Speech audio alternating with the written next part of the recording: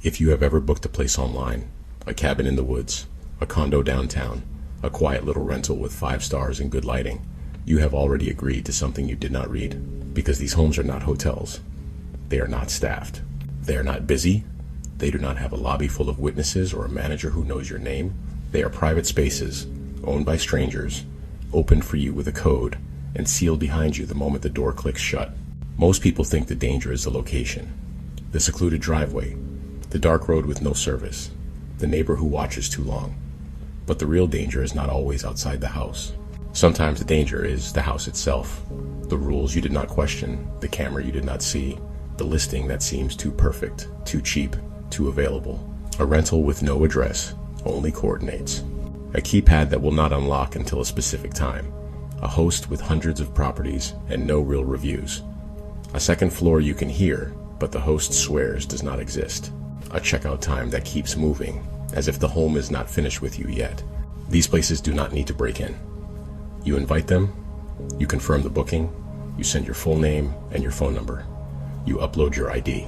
You walk inside and close the door behind you, and whatever is waiting finally gets you alone. Tonight, we are not talking about haunted mansions and ancient curses. We are talking about modern horror. The kind built into convenience. The kind hidden behind 5-star ratings and clean countertops.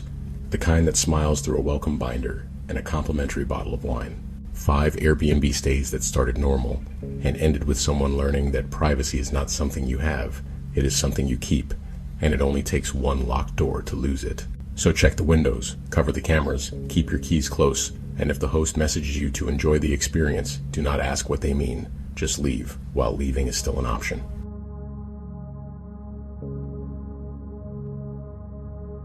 Story 1. The listing with no address.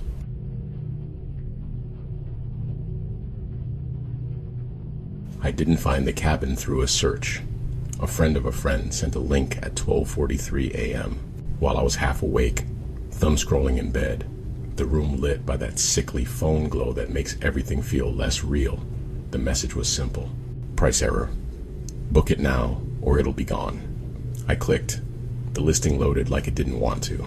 Photos appeared one at a time, each one sharper than the last, like the place was being assembled in front of me. A black-stained cedar cabin perched on a ridgeline, glass walls facing a valley drowned in fog, a hot tub steaming under string lights, a kitchen with matte stone counters and one of those refrigerator doors that disappears into the cabinets, a fireplace the size of a person. It looked expensive in a way that felt curated, not lived-in luxury, showroom luxury, the sort of aesthetic that makes you lower your voice as if the house can't hear you. The price was the kind of wrong that makes your stomach drop. 3 nights for less than a motel off the interstate. My girlfriend, Mia, rolled over when I whispered her name. She blinked at the phone, squinted, then sat up, hair messy, expression already suspicious, because she knows me, and she knows when I'm about to do something, I'll defend with optimism. This is a scam, she said. Look at the reviews. There weren't many. 8 total.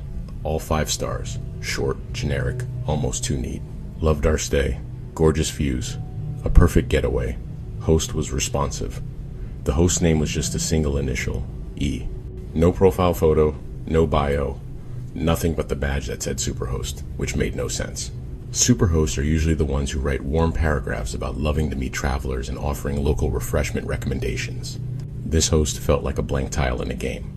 Still, my finger hovered over the reserve button like it was magnetized. Mia tugged the comforter up around her shoulders. Do they have an address? I scrolled. The location map was weirdly vague, a wide circle over a stretch of forest an hour past the nearest town. Under getting there, it said, address provided after booking. That's normal enough for some rural places, I told myself. But the more I looked, the more the listing felt like it was missing things on purpose, like it was trying to keep you from knowing too much until it had you. I booked it anyway. The confirmation email arrived immediately, crisp and automated. The normal stuff. Check-in instructions to follow.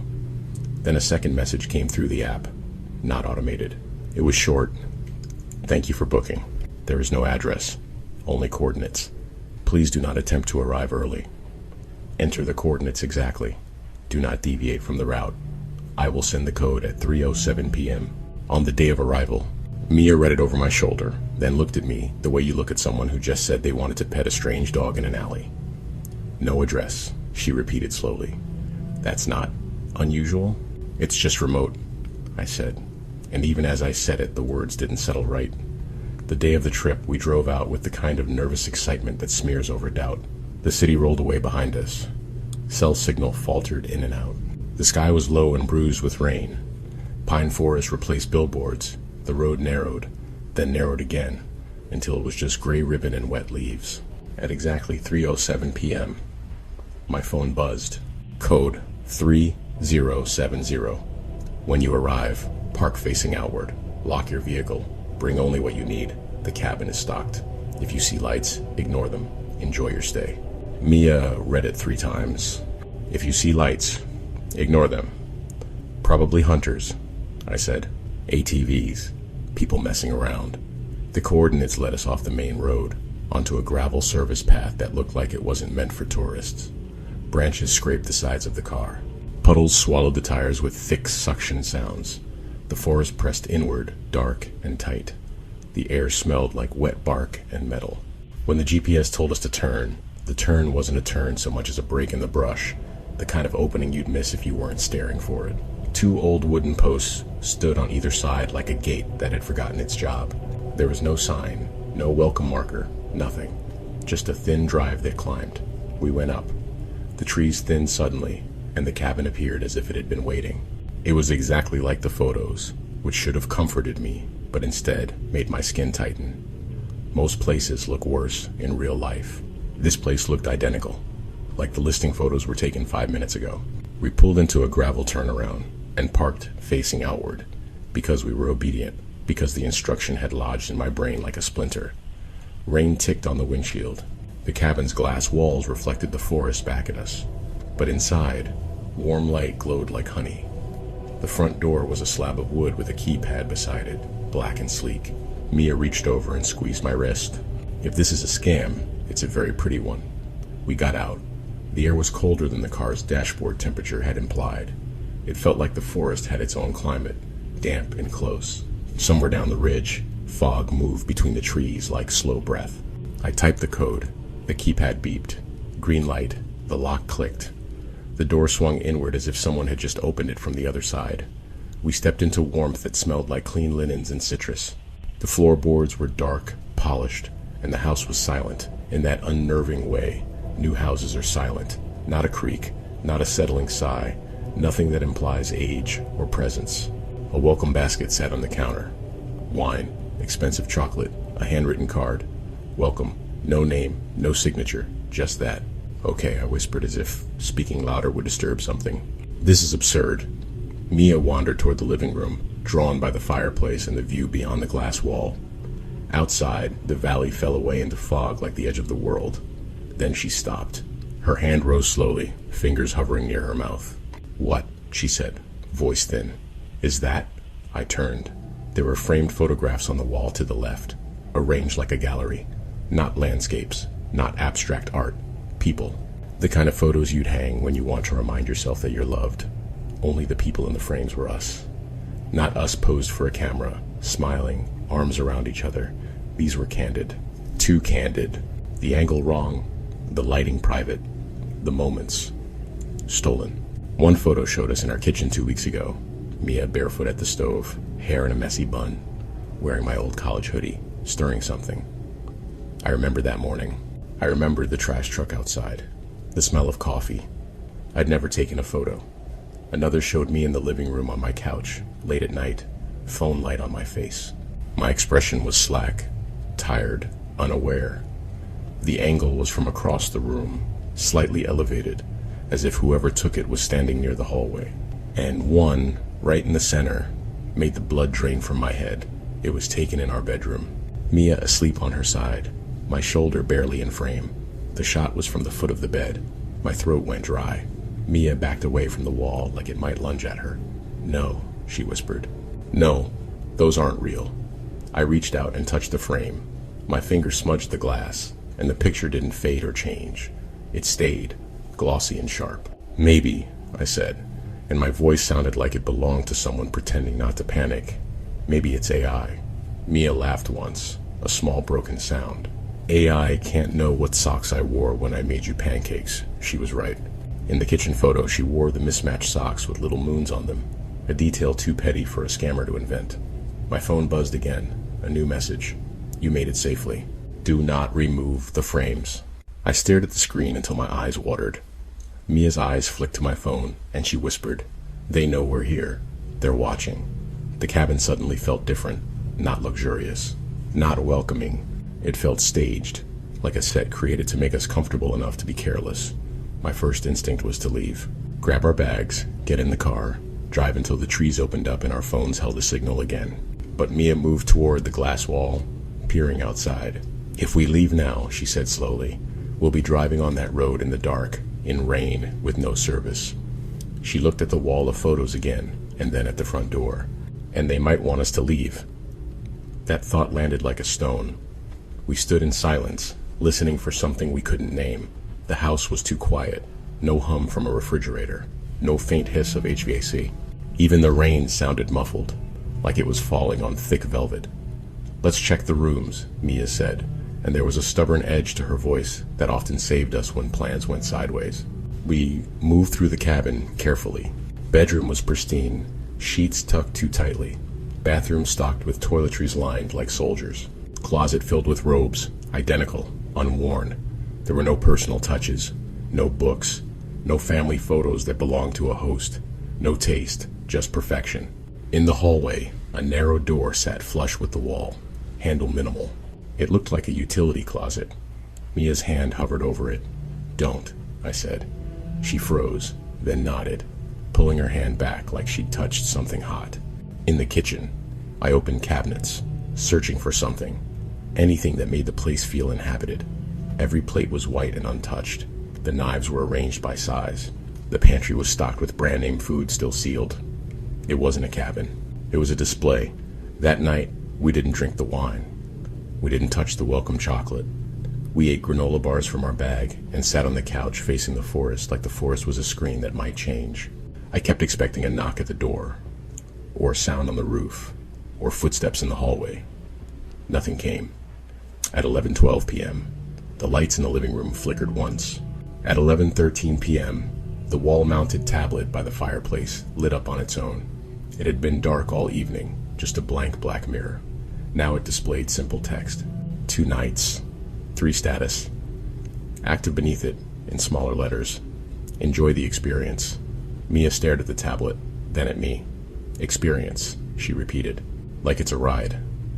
I forced a laugh because it was either that or shake apart. Okay, we're leaving in the morning. We went to bed with all the lights on. Sleep came in thin, uneasy strips, like my brain was trying to rest with one eye open. Sometime after midnight, I woke up because the room felt watched. The cabin was silent. Mia breathed beside me, shallow. I turned my head very slowly toward the foot of the bed. There was a faint reflection in the glass wall, the dark window showing the room back at me. For a second I thought I saw movement, a shape standing very still. I sat up so fast my neck cracked. Nothing, just my own pale face, the lamplight, the edge of the bed. My heart hammered like it was trying to get out. Then my phone buzzed on the nightstand. No sound, just that quiet vibration against wood. A message from E. Please sleep. You will enjoy tomorrow. I stared at the text until the letters blurred. My hands were shaking. Mia murmured, turning. What is it? I showed her the phone. She read it, and I watched her expression change into something colder than fear. She got out of bed without a word, went into the living room, and came back with the tablet from the fireplace tucked against her chest like a shield. It's powered, she whispered, holding it up. It has cameras. How do you know? I whispered back. She rotated it slightly. In the corner, almost invisible, was a small black dot, a lens. My stomach turned.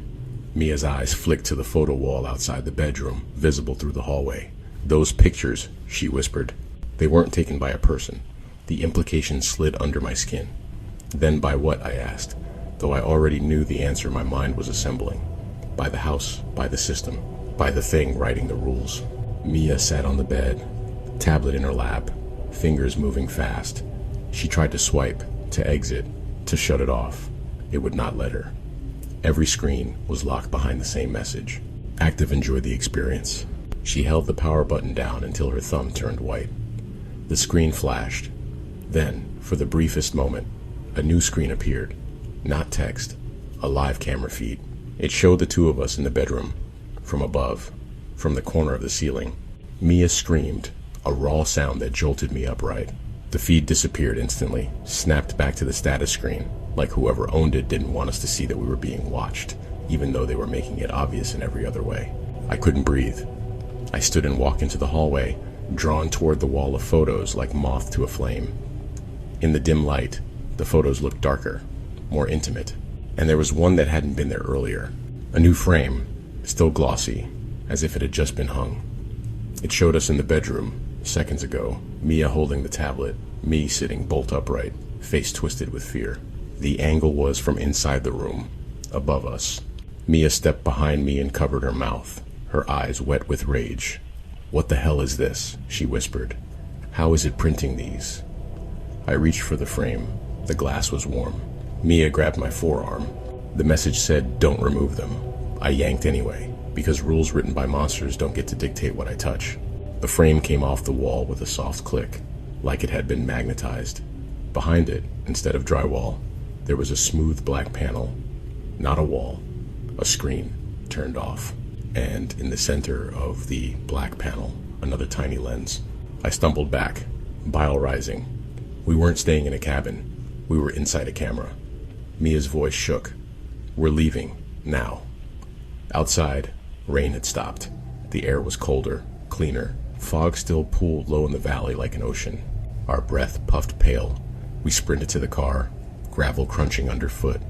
I fumbled the keys, hands clumsy. The forest around us was too still, as if everything was holding its breath to watch. We got in, doors locked. I started the engine, relief surging at the sound. Then the headlights swept across the driveway as I turned, and I saw something that made my blood go icy. At the edge of the trees, just beyond the cabin's glow, there were small white lights. Not flashlights, not lanterns. They hovered at different heights, motionless, like eyes. Mia grabbed my arm so hard her nails bit. "Don't look at them," she whispered, voice cracking. The message said, "Ignore them." The lights didn't move. But as I backed the car toward the service road, I realized they weren't in the forest.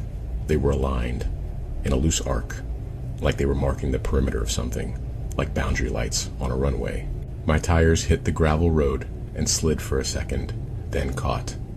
We lurched forward, down the narrow path, branches scraping, my knuckles white on the wheel. For a moment, it felt like escape. Then the GPS rerouted. The screen blinked, and a new prompt appeared. Recalculating. It spun, then it spoke, in that neutral voice. "In 200 feet, turn left." "There is no left," Mia snapped. The road was straight, but the GPS insisted. The blue line on the map bent hard left into dense forest. No road. I ignored it and kept going. "In 100 feet, turn left." The voice wasn't neutral anymore. It had a faint distortion, like a cheap speaker pushed too hard. "Turn left." The headlights flickered, the dashboard dimmed, then brightened, and ahead, the road ended. Not gradually, not like it was washed out. It just stopped, as if someone had erased it. Beyond was trees, black and thick. I slammed the brakes. The car skidded on wet gravel, then stopped inches from the brush. My chest heaved. Mia whispered, barely audible, "This can't be right." "It wasn't like this on the way in," I said, voice shaking. Behind us, the lights in the forest had moved. They were closer, not rushing, not swarming, just nearer, as if the forest itself was taking a quiet step forward. My phone buzzed again. Leaving early voids, the experience. Please return to the listing. And as if the message had flipped a switch, the cabin lights appeared ahead of us. Through the trees, in front of where the road should have continued, the cabin had moved, or we had, or the forest had decided. We weren't allowed to know the difference. Mia began to laugh, high and panicked. "This is insane. This is insane. This is insane." I turned the car around in the tight space, tires grinding, and drove back toward the cabin, because there was nowhere else to go. Because the alternative was the hovering lights and the erased road. As soon as we pulled into the driveway, the front door unlocked with a click I heard even through the closed car windows. Welcome home. The tablet by the fireplace glowed through the glass wall. Active night. One compliance, low beneath it. Please re-enter. Mia's face was pale, eyes ringed, voice steady in that terrifying calm people get right before they break. We're not the guests, she whispered. What? I said. She nodded toward the photo wall, visible through the glass. There are 8 reviews, she said. 8 stays. Her eyes met mine. Those are the people in the frames, all of them, from inside the house. My mouth went dry. Mia swallowed. We're the next set. The cabin door stood open, warm light spilling out onto the wet deck, inviting, patient. Behind us, in the forest, the hovering lights waited. I looked at the glass wall, at the photos of us, the moments that should have been private, now curated like artifacts. Somewhere inside the cabin, a camera quietly adjusted focus, and the house seemed to inhale. The only way out, I realized with sick certainty, wasn't the driveway. It was the checkout, and we had 3 nights left.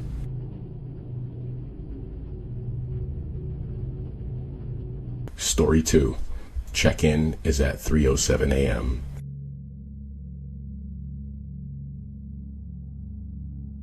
The keypad didn't recognize me until 3:07 a.m. That's not me exaggerating for dramatic effect. I mean it literally, like it was programmed into the locks the way check-in at 4 is programmed into hotels. Except this wasn't a hotel. And nothing about this booking had felt normal from the moment I pressed reserve. The listing was called The Glass Hallway, which sounded like one of those upscale, minimalist rentals that influencers post about. The photos were all clean lines and soft lighting. White walls, pale wood floors, a hallway of frosted glass panels that glowed like a fish tank, and a bedroom that looked too perfect to sleep in. It had thousands of saves and barely any written reviews. Just stars and a handful of short comments that all sounded like they'd been run through the same filter. Quiet, unique, exactly as described. The host's name was E. No profile photo, no friendly bio, no I love meeting guests paragraph. Just a tight professional message thread that made it feel like I didn't book a place, I booked an appointment, I needed to stay. That was the truth. Work had been grinding me down for months. Too many deadlines, too many late nights, too much life happening behind the scenes while I pretended to be functional in public. I'd been waking up with my jaw clenched, shoulders tight, phone already in my hand. So when a coworker mentioned this rental as the quietest place I've ever stayed, I took it like a sign. 2 nights. Reset, sleep, no city noise, no neighbors, just me and silence. I booked it on a Tuesday night. The confirmation hit my inbox instantly, and within a minute, the host messaged me. Thank you for booking. Please note, keypad access begins at 3:07 a.m. precisely. Do not attempt entry before then. The code will not function. This is for your safety and ours. For my safety and theirs. I read the message 3 times, trying to make it make sense. Who schedules entry at 3 in the morning? Who even thinks in those numbers? I type back something polite, something normal.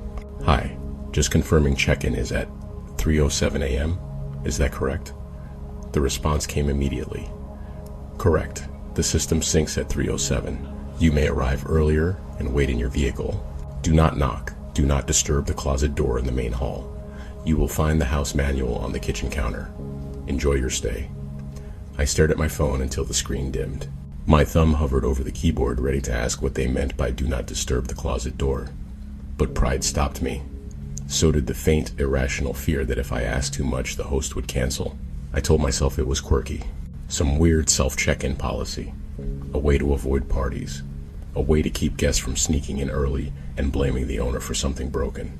Still, I couldn't shake the feeling that 3:07 wasn't a policy, it was a ritual. I drove out late Friday night to line up with the time. The rental was 2 hours from the city, deep enough into rural roads that my GPS kept lagging like it was tired. The last stretch was a thin road cut through pine trees that leaned over the asphalt. No streetlights, no houses, just darkness swallowing the edges of my headlights.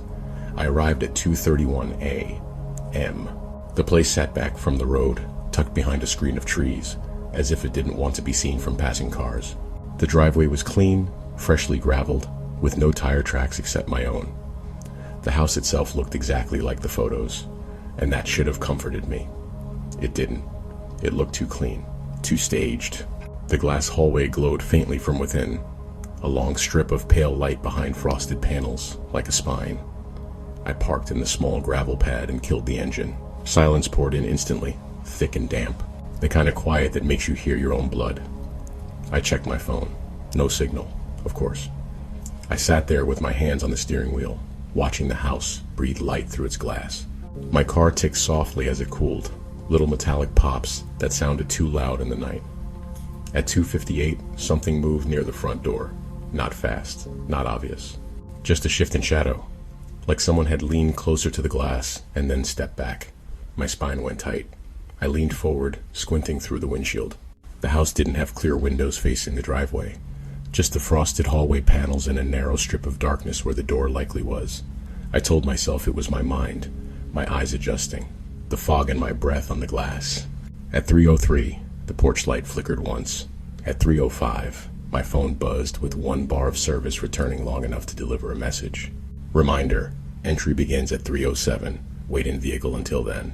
I stared at that text, my throat dry. How did they know I was here? I had no service. I had not messaged. I had not made a noise. Unless something in the driveway had seen my headlights. Unless there was a camera, and the host was watching from wherever they watched.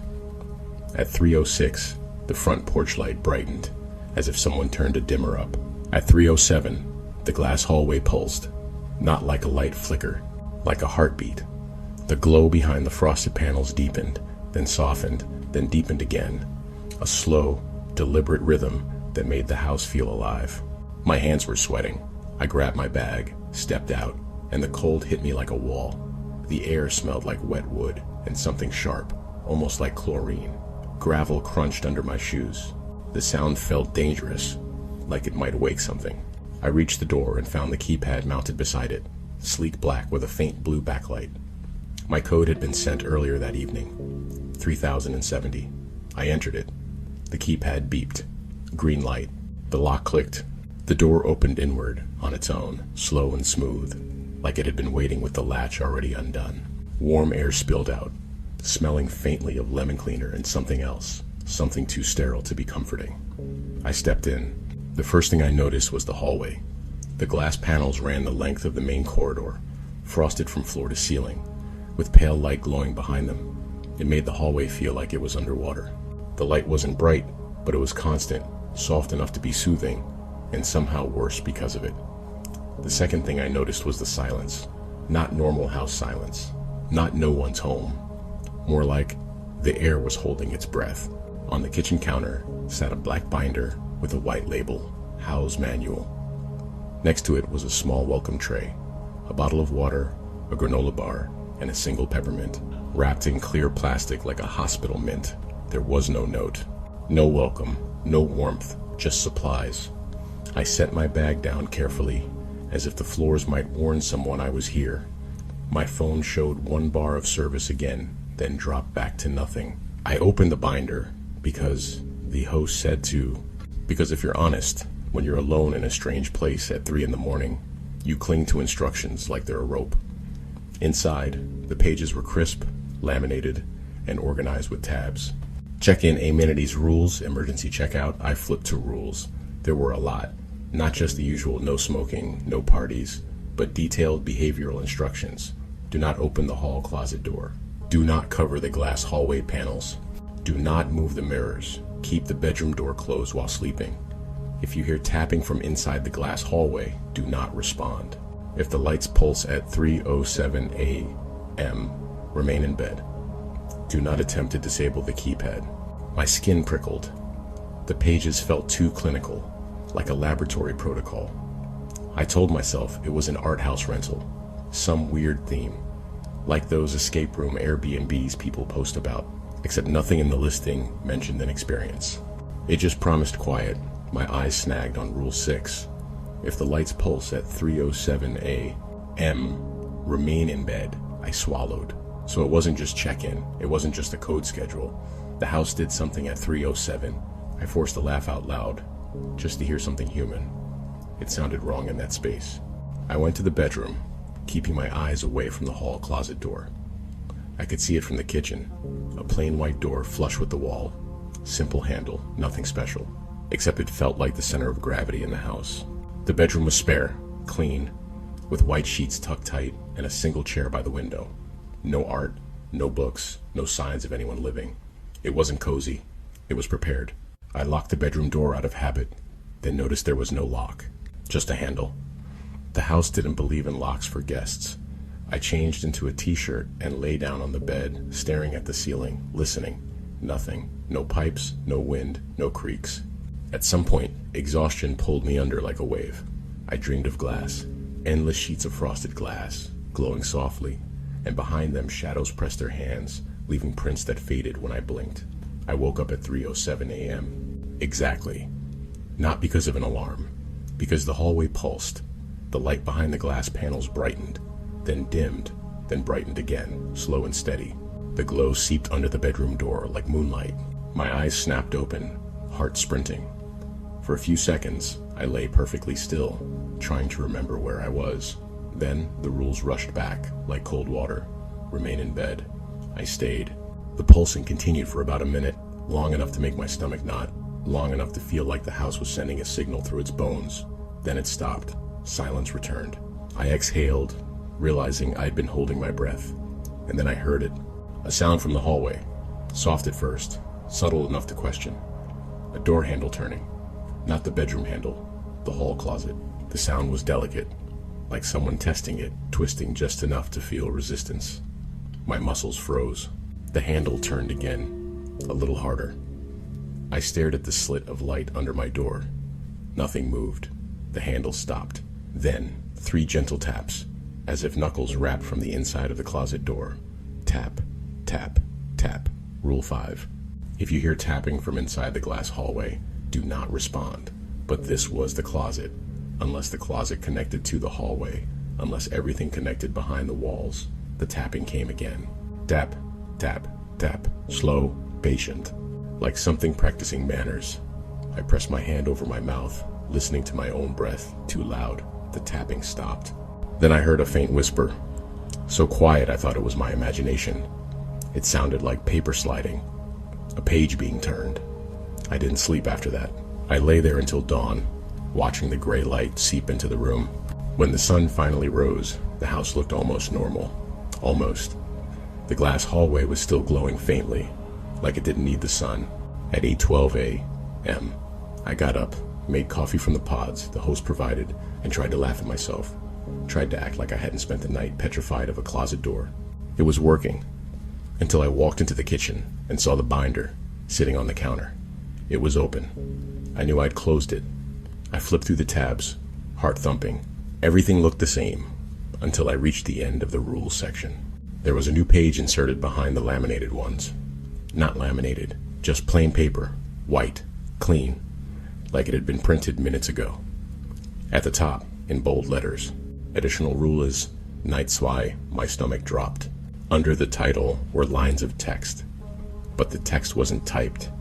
It was handwritten, neat and familiar, like someone practicing perfect cursive, like the handwriting on my old notebooks, like mine.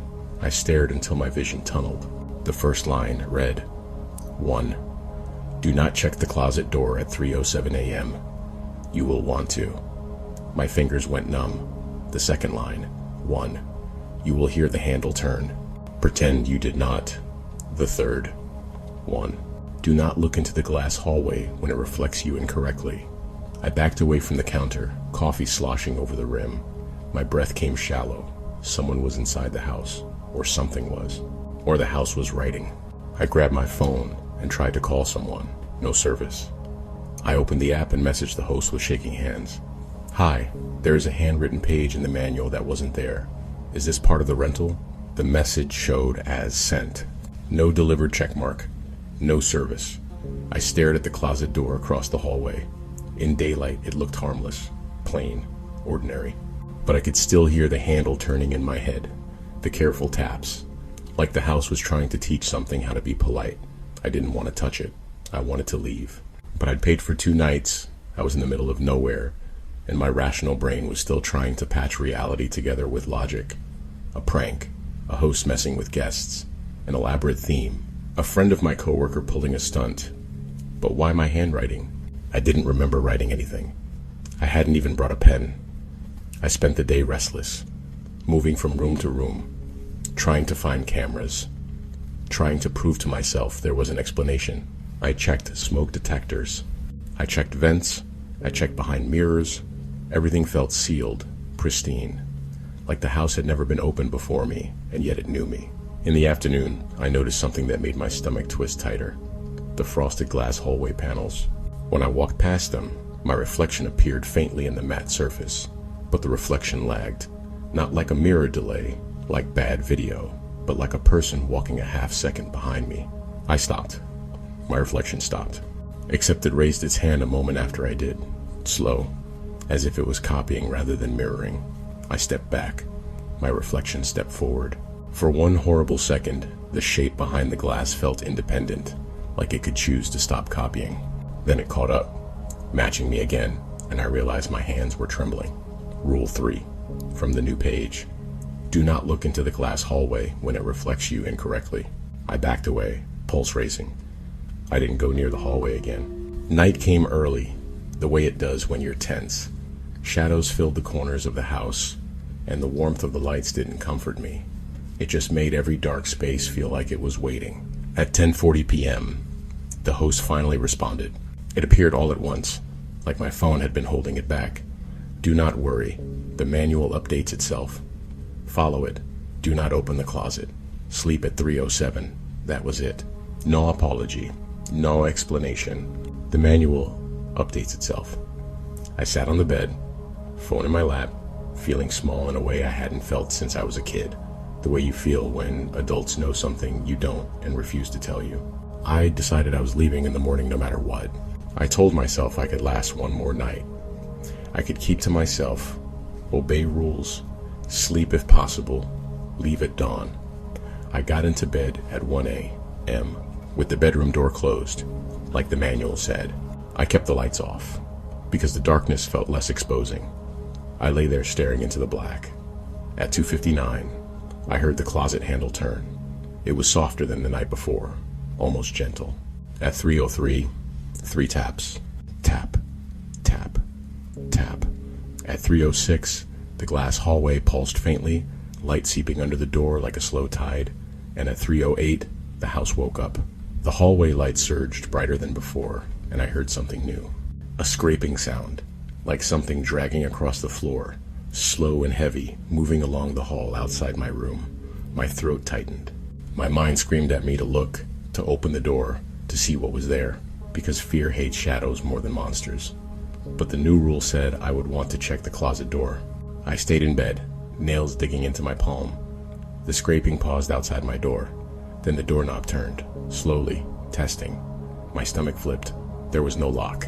The knob turned more, and the door shifted, a soft creak as the latch began to give. I sat up, unable to stop myself. The manual said keep the bedroom door closed while sleeping. Not locked, closed. Closed was never enough. The door opened an inch. Light from the hallway slid across the dark room, thin and pale. And in that line of light, I saw something that made my blood freeze. A shadow fell across the gap. Not tall, not looming, but wrong in its proportions. Like it was bending to fit, like it had too many joints. A hand slipped into the crack and rested on the edge of the door. The fingers were long, too long. The skin was pale, almost translucent, like it had never seen sunlight. And the fingernails were clean, trimmed, careful, polite. The hand didn't push the door wider. It just held it, as if waiting for permission. Then I heard a whisper, close enough to make my scalp prickle. It wasn't in the hallway. It felt like it was in my ear, like breath through a phone speaker. Are you enjoying your stay? My entire body went cold. My voice wouldn't work. My throat locked. The hand withdrew slowly, and the door eased closed again, as if whatever it was had decided not to enter. I sat rigid in bed, heart pounding so hard it hurt. In the silence afterward, paper slid again. That sound. Pages. A page being turned. At sunrise, I went straight to the kitchen with shaking legs. The binder was on the counter where I'd left it, but it was thicker now. More pages, more rules. I flipped to the back. Another plain sheet, another handwritten entry, in my handwriting. Only this time it wasn't rules. It was a paragraph, a description, a memory. It said, "Last night I almost opened the door for it." My hands dropped the page. I hadn't written that. I hadn't touched a pen. But the sentence was true, in the way shame is true, in the way your body betrays you with curiosity. There was more text below, and I forced myself to read it, eyes burning. Tonight you will want to ask it questions. You will think answers will help. They won't. My pulse hammered. At the bottom, a final line, darker, pressed harder into the paper, like whoever wrote it was panicking. "It is learning how to be you. Do not teach it." I stood there in the morning light, staring at that sentence, until it felt like it was burning itself into my vision. Outside, the woods were quiet and bright, birds calling like everything was normal. Inside, the glass hallway glowed softly, patient, and somewhere behind the hall closet door, I heard the faintest sound. Not tapping this time, not a handle turning, a breath. Slow, steady, measured, like someone practicing, like someone rehearsing the rhythm of living. I grabbed my bag, keys, and phone, and I walked out without looking at the glass panels. I didn't check the closet. I didn't even glance back at the kitchen counter. I got into my car and started it with shaking hands. I backed down the driveway, gravel crunching, and forced myself not to look at the house. But as I reached the road, my phone buzzed. One bar of service. A message popped up, not from the host, from a number listed as unknown. No contact name. No ID, just text. Unknown. Thank you for your cooperation. The system appreciates quiet guests. Please leave a 5-star review. A second message came through before I could breathe. Unknown. Check-in begins at 3:07 a.m. Precisely. Do not attempt entry before then. My stomach dropped because I hadn't told anyone my check-in time. And below that line, as if to prove a point, the message continued. Unknown. Do not disturb the closet door in the main hall. You will want to. My hands went slick on the steering wheel. I looked up, and for a split second, in the rearview mirror, I saw the glass hallway, and I saw my reflection standing in it. Not in the car, in the house, facing the driveway, watching me leave. It lifted its hand, slow, careful, as if practicing how to wave goodbye. Then the road curved, the house vanished behind trees, and my phone lost service again. I drove until my eyes burned and my shoulders ached, until the city swallowed me back up and noise filled every corner of the day. I tried to forget. I told myself it was a prank, a weird rental, a host with a sick sense of humor, some experimental art piece designed to scare guests into talking online about it. But weeks later, at 3:07 a.m., my phone buzzed on my nightstand. I was still half asleep when I reached for it. There was a new note in my notes app. No timestamp I recognized, no explanation. Just one line, typed clean and perfect, as if by someone trying very hard to be precise. House manual updated. And beneath it, a second line appeared while I watched, letter by letter, like someone's invisible fingers were writing through my screen. Rule 1, keep your bedroom door closed while sleeping. I didn't sleep at all after that, because I knew what came next. At 3:07, the house would pulse, and in the silence after, something would test the handle, politely, patiently, waiting for the moment I finally decided to open the door.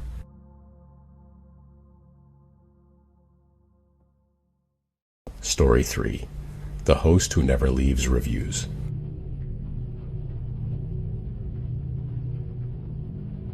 The first thing I noticed was how everyone kept calling it a steal. Not the price exactly, although it was suspiciously low for how nice it looked. It was the package of it. The photos, the location, the promise of privacy, the way the listing seemed designed to slide straight into your brain and lodge there. A modern house tucked into a hillside outside a small lake town, floor-to-ceiling windows, a wide deck with string lights, a fire pit ringed by Adirondack chairs, white interior, warm wood accents, a kitchen that looked like it belonged in a commercial. It was the kind of place you book because you want to feel like your life is under control for a weekend. We were 4 friends. Me, Sam, Jules, and Kira. We were the kind of group that didn't see each other as often as we used to, but when we did, we fell back into place in minutes. This trip wasn't for a birthday or a celebration. It was for relief. A reset. 2 nights away from phones and deadlines, at least that was the joke we kept making while we packed. The listing itself had one thing that didn't fit: the reviews. Or, more accurately, the lack of them. There were hundreds of ratings, almost all 5 stars. The host had a badge that marked him as experienced, years on the platform, hundreds of stays. But the written reviews, the actual words, were almost non-existent. A rare sentence here and there, all vague and polite. Great place, would stay again, quiet. It was like people were giving stars and then forgetting language existed. Kira noticed it first, of course. Kira has that brain that catches the tiny inconsistency that everyone else glides past. "Why are there no written reviews?" she asked in the group chat, sending screenshots. "This is weird," Sam responded with a meme. Jules said, "Maybe they don't prompt for reviews anymore." I told myself the same thing everyone tells themselves when something feels off but you want it anyway. It's fine, we booked it. The host name was a single letter, like a signature. E. No profile photo, no bio, just a neat professional welcome message that appeared the moment we confirmed. "Thank you for booking. The house is self-check-in. Do not disturb the neighbors. Do not tamper with network equipment. House manual on the kitchen counter. Enjoy your stay." I didn't like that last line. Not because it was threatening, but because it sounded like instruction, like an expectation. Enjoy your stay. As if we wouldn't get to choose. We drove out Friday afternoon, the car packed with snacks and bags, the kind of small talk that fills space before you arrive somewhere new. The lake town was quiet and pretty, with quaint shops and old wooden docks. It was early fall, trees half gold, half green, the air crisp enough to feel like a fresh start. The rental sat outside town, off a narrow road that curved into woods. When the GPS announced our turn, the driveway appeared like it had been hidden. Smooth gravel, low stone walls, a slope that climbed into trees. The house emerged at the top like a showroom. It was exactly the photos. That should have been comforting. Instead, it made my stomach twitch. Places always look a little different in real life. This place didn't. It felt like we were stepping into a photograph. We unloaded the car, laughing, stretching, the usual ritual. The front door had a keypad. The code worked on the first try, the lock clicking with a clean, satisfied sound. Inside, it smelled like fresh paint and lemon cleaner. Everything gleamed. Counters spotless. Furniture perfectly placed. Not a single stray object, not even a book. It didn't feel lived in. It felt maintained. On the kitchen counter was the house manual, a black binder with a white label. House manual. Next to it was a small tablet docked into a stand, screen dark. And beside that, a neat little sign, printed like a hotel placard. "Please keep noise to a minimum." Our laughter quieted without anyone saying so. Jules flipped open the binder like it was a joke. "All right, what's the creepy rule list?" We expected the usual. Instead, the manual was too thorough. Wi-Fi instructions, thermostat instructions, trash schedule, how to use the fire pit, what to do if you saw a bear, where the first aid kit was, then a section labeled network. That's when Sam raised an eyebrow. Network. The page outlined the house's Wi-Fi system like it was a corporate office. Mesh points, security, a note that the network name would appear on our devices when we arrived, and to not attempt to rename it.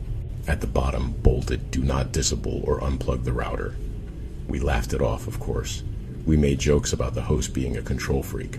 We tossed our bags into rooms upstairs and claimed beds. We opened a bottle of wine we brought and stood on the deck, looking out at the trees.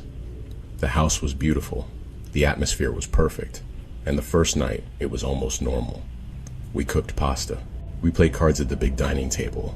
We sat by the fire pit under string lights and told stories about terrible bosses and embarrassing dates, the kind of talk that makes you feel like the world is smaller and safer than it is. It wasn't until later, when we were inside and the lights were lower, that the first thing happened. It wasn't dramatic, just a small sound that pried at the back of my brain. My phone buzzed in my pocket. I pulled it out expecting a notification, but there were no messages, no alerts. The Wi-Fi symbol appeared, though it had connected automatically. That wasn't strange.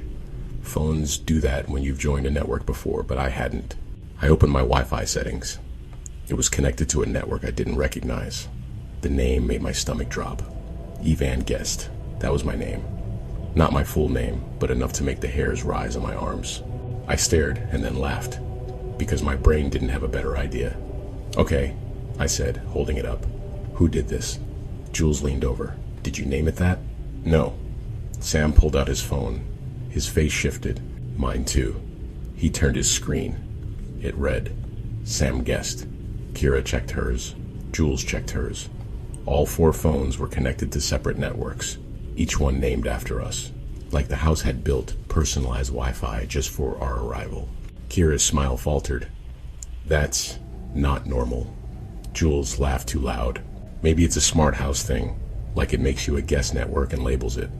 Smart house thing doesn't usually know your first name, I said. Sam shrugged. We entered our names when we booked. It's probably connected to the app. It's just integrated. Integrated. That word hung there. I tried to change networks because I didn't like my phone being connected to something that felt like it was calling me out by name. There was the main network listed too, a generic one. Glass shill. I tapped it. Entered the password in the binder. It wouldn't connect. It just loaded and loaded, then snapped back to my personalized network, as if the house had decided where I belonged. I told myself it wasn't important. I put my phone away. We went to bed. My room was upstairs, a small guest room with a window that looked out at trees and darkness. The bed was comfortable. The sheets smelled like bleach. I fell asleep easily. I woke up at 2:14 a.m. to a notification sound in the silence. Not an alarm, not a text tone. The soft, cheerful chime some apps use to announce updates. My phone lit on the nightstand. The screen showed a banner. New file available. Check out footage. My heart thumped once, hard. I sat up and took the phone in my hand. The banner was from a folder app I didn't remember having. A plain icon that looked like a file drawer. I tapped it. A black screen opened with one folder in the center. Check out footage. Under it, a date and time. Tomorrow, 11 a.m. My stomach tightened so fast it felt like nausea. I backed out. The folder remained on my phone, sitting there like it had always been. I checked my installed apps. The folder app wasn't listed. I tried to search for it. Nothing. It was like something had been placed onto my phone without being installed, like a ghost file. I told myself it was a prank, some weird host gimmick, Jules messing with us. But Jules was asleep in the room down the hall. I could hear her faint snore through the quiet. Sam's door was shut. Kira's door too. I set the phone down and lay back, trying to settle my racing heart. Then I heard movement downstairs. Soft footsteps. Slow. The kind of step you take when you're trying not to be heard. I held my breath and listened. It moved at an unhurried pace across the lower floor, crossing the living room, heading toward the kitchen. I forced myself to think. One of my friends got up, needed water, went to the bathroom. Normal. But after the footsteps came, a new sound. Pages turning, paper sliding, the house manual. I sat up again, every nerve awake, and I stared at my bedroom door. It didn't open. The footsteps returned, moving back across the living room, then stopping beneath the stairs. It sounded like someone stood there, looking up. My skin crawled. Then the steps began coming up. Slowly. One creak, then another. The stairs were old enough to complain with every step. It made counting easy. 1, 2, 3, stop, silence. My throat went dry. Then a soft chime, like a polite notification, echoed through the house. Not from my phone, from downstairs. Like the tablet in the kitchen had made a sound. The footsteps retreated down the stairs, moving back into the darkness below. I didn't sleep much after that. In the morning, we laughed about the Wi-Fi, because laughing was easier than saying the other thing we were all thinking, that the house knew too much. I brought up the folder. You guys get a weird thing on your phone? I asked casually, pouring coffee, trying to make it sound like a tech glitch. Sam froze mid-pour. Yeah. Kira's eyes narrowed. The checkout footage? Jules, who always tries to keep things light, forced a smile. Okay, that's creepy. We looked at each other across the kitchen island, the sunlight bright through the windows, and for a second it felt impossible that something could feel wrong in such a beautiful place. I opened the house manual, flipping quickly to see if it mentioned anything like that. There was a tab at the end we hadn't noticed before. A clean white divider with bold black print. Checkout footage. My stomach tightened. We flipped it open. The section was only a few pages. It explained, in an absurdly calm tone, that the house provided a checkout record for guest safety and accountability, and that footage would be available the day after arrival. Available. Like it was a feature. Is this legal? Kira asked. Jules ran a finger down the page. It says it's for security. Sam glanced around, suddenly uneasy. Are there cameras inside? The manual had a neat list of camera locations. Front door exterior, driveway exterior, deck exterior, no mention of interior cameras. That should have relieved me. It didn't, because the manual also had a line at the bottom, almost like a footnote. You may notice your device connects automatically. This is normal. Do not disable. My coffee tasted sour in my mouth. We decided to leave it alone. We went into town, ate lunch, wandered shops, tried to pretend the house wasn't in the back of our minds, watching. When we came back around dusk, the house lights were on, warm and welcoming. Yet the moment we stepped inside, my phone buzzed with an update, like it had been waiting for us. New file available, check out footage, but the date still read tomorrow. It was like the file wanted me to check it early. We ate dinner in a quieter mood. The jokes were thinner. Every now and then someone glanced at the corners of the ceiling as if trying to spot a lens. Around 10 p.m., Sam suggested we turn the Wi-Fi off. Just to see what happens, he said, forcing a grin. Kira shook her head immediately. Manual says don't. Manual also says it's normal for the house to decide networks based on our names, Jules said, and her laugh didn't land. Sam stood anyway. It's a router. We unplug it, we have no Wi-Fi. Worst case, we use cell data. We didn't have service. The house had eaten the signal. Sam went to the small utility closet under the stairs, opened it, and we heard him exhale. Okay, he said. This is weird. We all went over. Inside the closet was a neat rack. Modem, router, battery backup, cables tied and labeled like a server room. A small device blinked with steady green lights, almost hypnotic. Everything was labeled with the same simple marker writing. E. On the wall inside the closet was another printed sign, like the host loved to remind guests where control lived. Do not disable. Sam reached for the plug anyway. The moment his fingers touched the cable, the house made a sound. Not an alarm, a chime. The same cheerful notification tone I'd heard in the night. The lights in the living room dimmed slightly, then returned. Sam froze with his hand on the plug. Okay, he whispered. It just reacted. Kira's voice was flat. Don't do it. Sam pulled his hand away slowly. The chime stopped, like a dog settling after being corrected. We went back to the living room and tried to watch a movie, but it was impossible to relax. The house felt attentive, like it knew we were thinking about it. At 11:47, Jules's phone buzzed. She looked down, then her face drained of color. What? Kira asked. Jules held her phone up, her hand shaking. On the screen was the folder. Check out footage, but this time, the date wasn't tomorrow.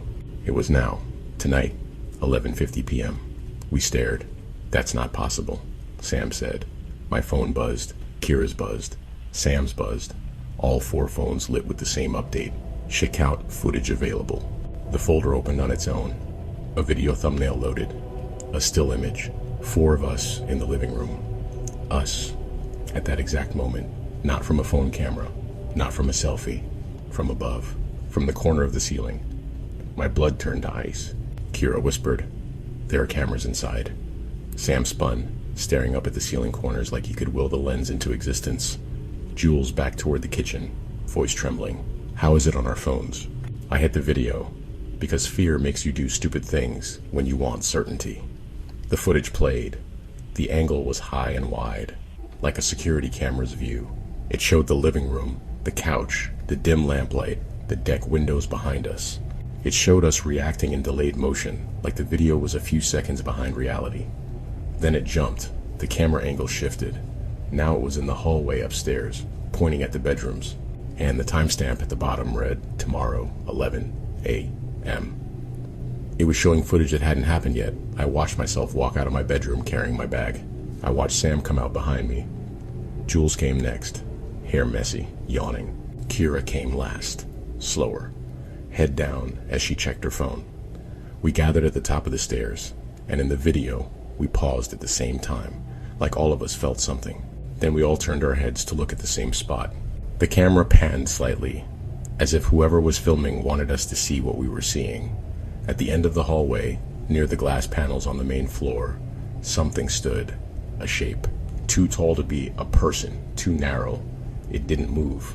It just waited, like it knew it didn't need to chase. The video cut, black screen. A new message appeared on all our phones, typed in a plain font. Please proceed to check out. Sam's voice cracked. We're leaving now. Kira grabbed her coat, hands clumsy. Keys.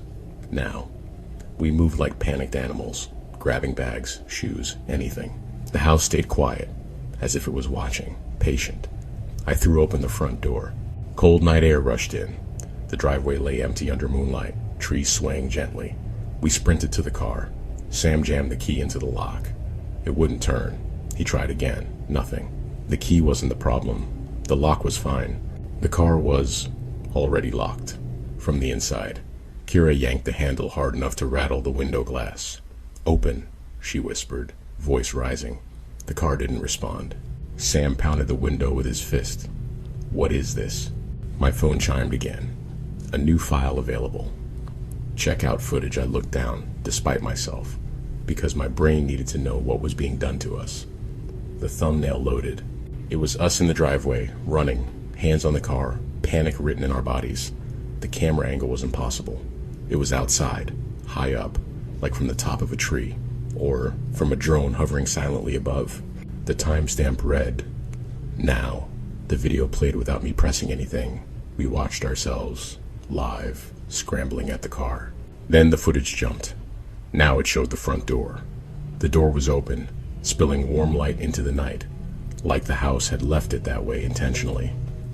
In the doorway, a figure stood. It looked like the shape from the hallway footage. Tall, narrow, too still.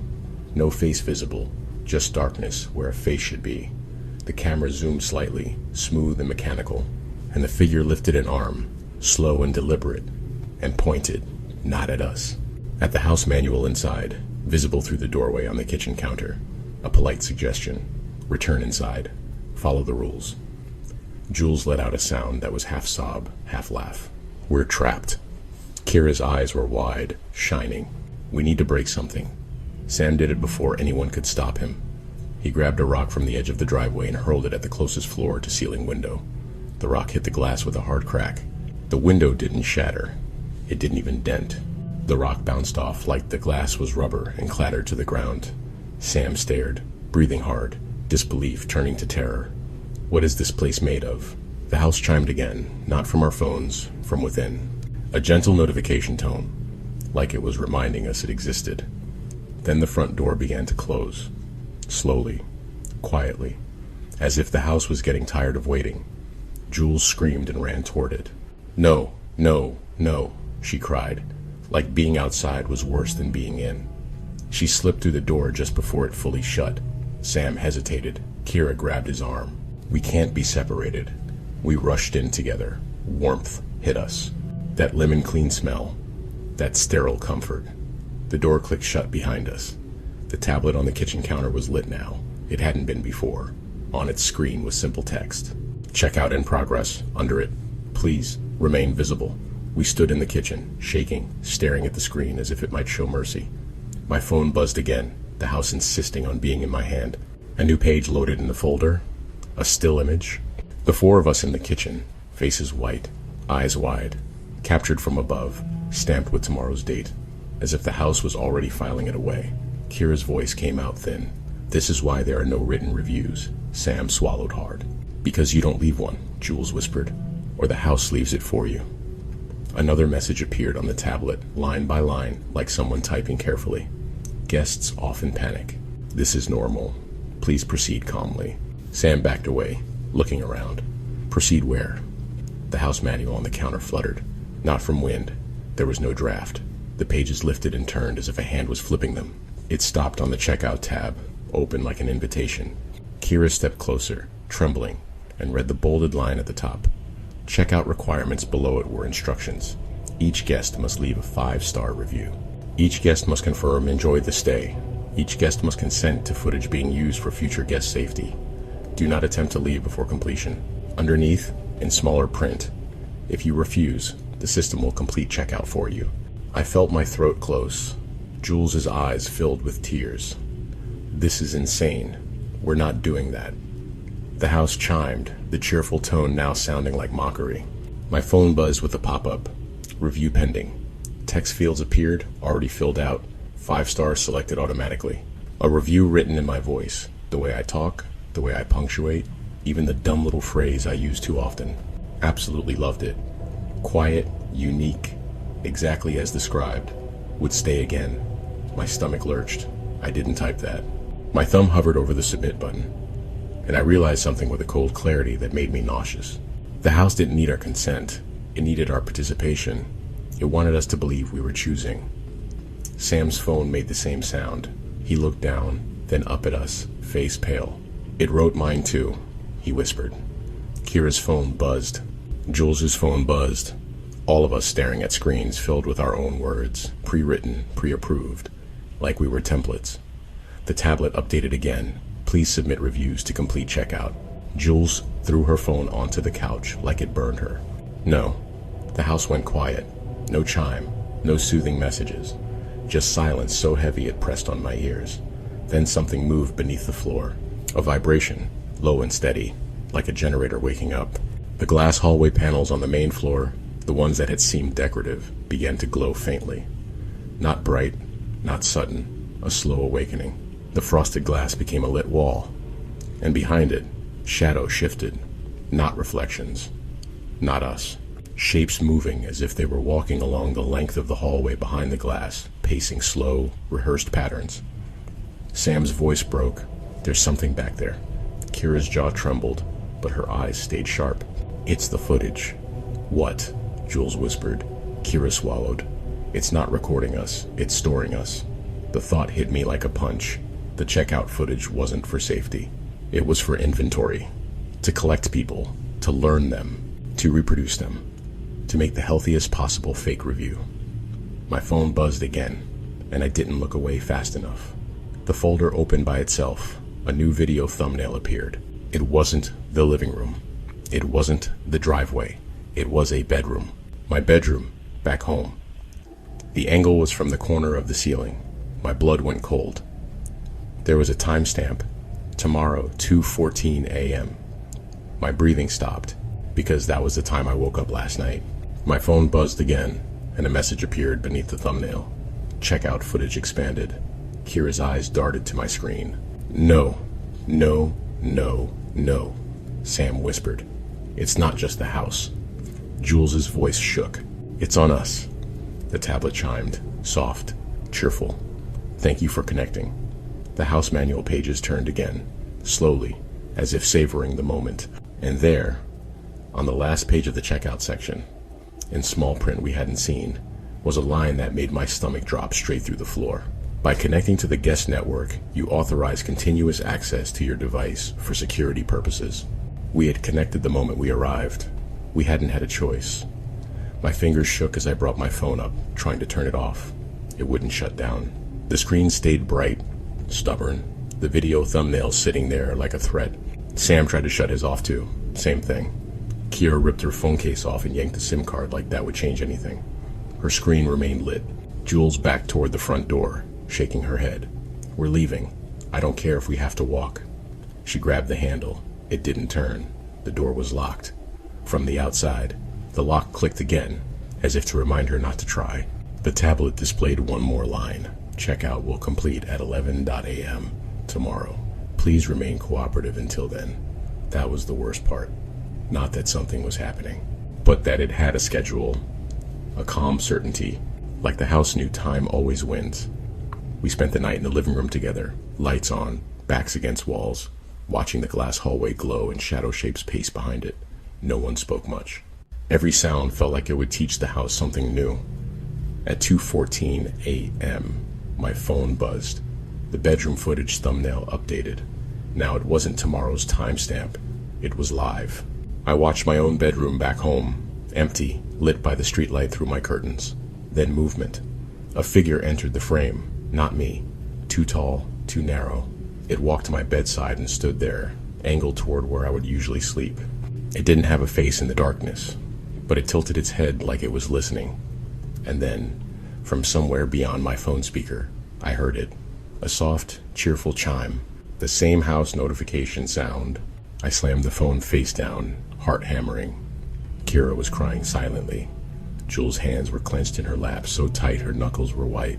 Sam stared straight ahead, jaw working like he was trying not to panic. At 3:07 a.m., The glass hallway pulsed once, brighter than ever. The shadows behind it stopped pacing. They all turned at the same time, as if they'd heard something, as if someone had arrived. At 7:10 a.m., sunlight poured through the windows and made the house look normal again, almost. The glass hallway dimmed. The front door clicked, unlocked. We didn't speak. We didn't debate. We moved. We grabbed our bags and ran. Outside, the car doors opened easily now, as if the house had simply decided it was time. We piled in, slammed doors, started the engine. The driveway looked normal. The woods looked normal. But as we drove away, my phone chimed one last time. A new notification appeared, and I couldn't stop myself from glancing down. Review submitted. Thank you. I hadn't submitted anything. My review was posted 5 stars. The text exactly as the house had written, and beneath it, a small note like a signature. Verified stay. Sam's phone chimed. Kira's phone chimed. Jules's phone chimed. All of our reviews had been submitted. The host had gotten what it wanted. Stars without words, words without people. When we reached the first stretch of road with cell service, our phones all flooded with delayed notifications, and for one brief moment, it felt like we'd escaped. Then my Airbnb app refreshed. A new message thread appeared at the top of my inbox, highlighted like an unread chat. Not from E, from a host profile I didn't recognize. The listing preview image was my living room at home, taken from above, from the ceiling corner. The title read, "Quiet, unique, exactly as described," and below it, in the host's neat, professional tone, "Thank you for cooperating. Your checkout footage has been archived. Would you like to host?"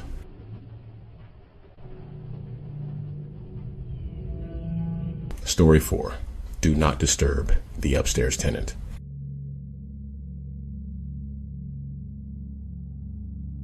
The listing said private unit, no shared spaces. That line mattered to Kira. Kira has always been the cautious one, the one who checks locks twice, the one who reads the reviews like she's studying a contract. When she found this place, she forwarded it to our group chat with the kind of confidence she rarely has about anything online. "Look," she typed. "It's clean, it's close, it's cheap enough to not be stupid. Private unit, no shared spaces, 2 nights. Jules responded with excitement. Sam sent a thumbs up. I sent a joke about finally getting sleep. And just like that, the plan became real. The listing photos showed a narrow, modern house in a quiet neighborhood, the kind of place built to look harmless. White siding, sleek black trim, soft lighting in the windows. Inside, pale wood floors, minimalist furniture, a short hallway leading to a small living room and kitchen. Every photo looked bright and friendly. The only odd detail in the listing was a sentence under house rules. Do not disturb the upstairs tenant. It didn't explain what that meant. It didn't mention shared entryways or soundproofing or whether the upstairs tenant was a permanent resident. Just that one rule, dropped in like a warning label on something already sealed. We joked about it, of course. Upstairs tenant is a cryptid, Sam said. Upstairs tenant is the host's mom, Jules replied. Kira was quiet, scrolling. They don't mention anyone else living there, she said. But the rule exists. They probably rent the bottom floor and someone lives above, I said. It's normal. Except it didn't feel normal. Because the listing insisted no shared spaces. And when you're told no shared spaces, you imagine solitude, control, the comfort that no one is on the other side of your wall. We booked it anyway. The host's name was a single letter, E. The check-in instructions arrived the morning of arrival, and they were short, polite, and oddly specific. Use the side door. Do not use the front. Your unit is the first floor only. Do not attempt to access the second floor. Do not disturb the upstairs tenant. Enjoy your stay. We arrived Friday evening when the neighborhood was still alive with normal activity. Kids on bikes, a dog barking behind a fence, a couple across the street dragging trash bins to the curb. That normality made the house feel safer right away, like all the fear we'd built in our heads was just paranoia and internet stories. The side door was exactly where the host described, tucked behind a narrow gate. A keypad sat beside it. We entered the code. The lock clicked. The door opened. Warm air, clean linen smell, a faint hint of lemon cleaner. It looked just like the photos, maybe even nicer. The living room had a soft gray couch and a small coffee table with a plant too healthy to be real. The kitchen was compact but bright, with a bowl of green apples on the counter. A welcome binder sat beside it, corners perfectly aligned with the counter edge. Everything in the unit seemed designed to reassure you, to tell your nervous brain, see, it's just a house. Then we noticed the second door, the staircase door. It sat near the hallway, painted the same white as the walls, with a simple black knob. There was a metal sign screwed into it, like something you'd see in an apartment building. UPS stairs tenant, do not disturb, Jules laughed. Okay, that's dramatic. Sam flicked the sign lightly with his fingernail. It rang, a thin metallic sound. Kira shot him a look. Don't. He lifted his hands. I'm not disturbing, I'm observing. I tried to keep the mood light. Maybe the tenant is a night shift nurse. Maybe they sleep during the day. Kira nodded, but she didn't look convinced. Her gaze stayed fixed on the door for a beat too long. The first few hours were fine. We ordered takeout, ate in the living room with the TV on low, talking about work and life and the weird things you can only say around people who've known you long enough to not judge. And then, around 9:30 p.m., we heard it. A sound from above, soft at first, like a floorboard settling, then another, then a slow, steady pattern of footsteps. Somebody was pacing, not just walking from one room to another, but pacing back and forth, dragging slightly like they were tired or angry. The sound cut across our conversation, and all three of us paused instinctively, listening. Jules whispered, "So, there really is someone up there." We all looked at the staircase door, as if the sound might leak through the cracks. Kira forced a laugh. "Yeah, tenant." Sam shrugged. "Maybe they're just moving around. Not our business." We went back to eating, but the footsteps continued. Always the same path, always the same slow pace, like a loop. When we finished eating and cleaned up, the footsteps stopped abruptly, and the silence afterward felt worse. Because once you notice there's another person above you, you can't unnotice it. Every little sound becomes a question. At 10:12 p.m., the footsteps started again. This time, there was something else. A low scrape, like furniture being dragged across the floor upstairs. Jules frowned. What are they doing? Kira looked uneasy. Maybe moving a bed. Sam leaned back on the couch. Let's just ignore it. And we tried. We watched a movie. We kept the volume low. We kept talking in quiet bursts. The neighborhood outside settled into nighttime stillness. The pacing continued until midnight. Then, at exactly 12:07 a.m., a different sound began. A lullaby. At first I thought it was a ringtone. A distant ringtone from someone's phone upstairs. The melody was simple, repetitive, a few notes looping, but it wasn't tinny like a phone speaker. It was soft, warm, almost intimate, like someone humming close to your ear. The sound came through the ceiling as if the ceiling wasn't there. Jules sat forward slowly, eyes wide. Is that singing? Kira whispered. That's a lullaby. Sam swallowed. Maybe they have a kid. Up at midnight? Jules asked, voice thin. The lullaby continued. Steady, gentle, endless. My skin prickled. Something about it felt wrong. Not because it was scary in the obvious way, but because it was too calm, too soothing, like it was for someone who didn't want to sleep. Kira stood up. I'm messaging the host. She pulled out her phone, typed quickly, and waited. No response. She tried again, shorter, still nothing. The lullaby kept going, and I noticed something else. It wasn't random. It synced with the pacing. Step, step, step, step. The lullaby's rhythm matched each footfall like a metronome, and then I realized with a slow, creeping horror that the lullaby was matching our breathing too. Not perfectly, but close enough to make my chest tighten. I held my breath. The lullaby continued, but it felt like it leaned, like it adjusted, searching for my rhythm. I exhaled, and the next repetition of the melody came slightly slower. Kira's eyes met mine, and I could tell she felt it too. Jules whispered, "It's listening." Sam forced a laugh that sounded wrong in the room. No, it's not. Then the staircase doorknob turned. We all froze. The knob turned again. Slow, careful. Not a shake like someone trying to escape, just a deliberate rotation, as if someone upstairs was testing whether the door was locked. Kira stepped back. That door is locked, right? I checked it without thinking. The knob refused to turn fully. Locked. The lullaby stopped. Silence hung for 3 seconds, long enough for my heartbeat to slam in my ears. Then a message came through on Kira's phone. From E. There is no second floor. There has never been a second floor. Kira stared at the screen like she'd been slapped. Jules laughed once, sharp. What do you mean there is no second floor? We can hear it. The footsteps started again, slow, heavy, patient. The lullaby began again, softer now, as if the house didn't want the host to hear it. Sam stood, face pale. We should leave. Kira shook her head. We can't just leave. It's midnight. Sam's voice rose slightly. I don't care. I looked at the staircase door, and for the first time noticed something that made my stomach twist. The door frame. There was a faint dark outline around it, like discoloration, like water damage. Except it wasn't random. It was shaped too cleanly. A rectangle, a border, like the wall was remembering a doorway that had been sealed. Jules whispered, that wasn't there earlier. Kira's voice trembled. Yes, it was, but I knew it hadn't been. Or maybe it had been, and my brain had refused to see it until now. The footsteps upstairs stopped directly above us. The lullaby stopped too. And then something tapped from above, not on the ceiling like a pipe. Harder, intentional. Tap, tap, tap. 3 taps, slow, as if counting. Then, in the silence, a whisper drifted down, not loud enough to understand words, just the shape of speech, like someone practicing language. The staircase doorknob turned again, a little harder this time. Kira backed away. Stop it, she whispered, as if speaking to a child.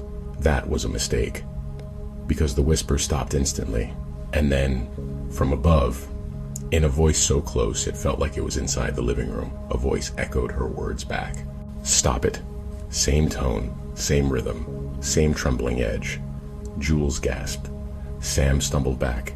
Kira's face went white. The voice wasn't upstairs, it was in the house. It had used her voice like a tool.